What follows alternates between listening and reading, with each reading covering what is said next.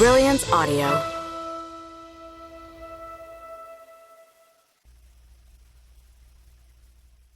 The Bridge by Matt Brolly. Performed by Danielle Cohen. With a groan of effort, Louise Blackwell bent down and cleaned the toilet bowl. She'd spent the last 30 minutes on the bathroom floor, waiting for the walls to stop spinning. Showering and changing in a rush, she opened the private entrance to her parents' half of the house and went downstairs. Her nausea was clearing, but the last thing she wanted was for the family's dog, Molly, a 2-year-old Labrador, to be jumping up at her. "Get down, Molly," she mouthed, her voice a dry rasp. Despite being in her early 40s and having a separate floor of the house, sharing a building with her parents often made her feel like a teenager. In the kitchen, her parents were eating breakfast with her 8-year-old niece, Emily. "Good night?" asked her father, pushing a plate of freshly made pancakes towards her. It was such a familiar refrain, but Louise fell for it every time. She sat down without answering, offering her father nothing but a willful look as she poured herself a glass of orange juice. It had been nearly 3 months since she'd fallen pregnant, but she had yet to tell her parents.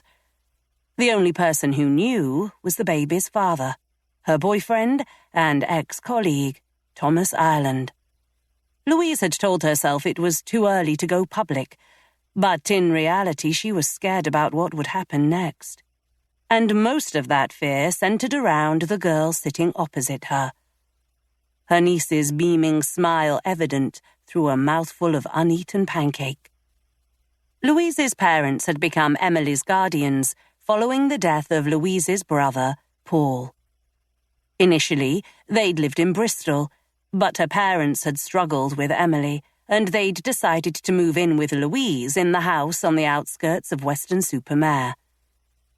She'd talked with Thomas about moving in together, but the logistics of any move felt so complicated at that moment. She could never leave Emily behind, but was also worried about what would happen to her parents if she moved away.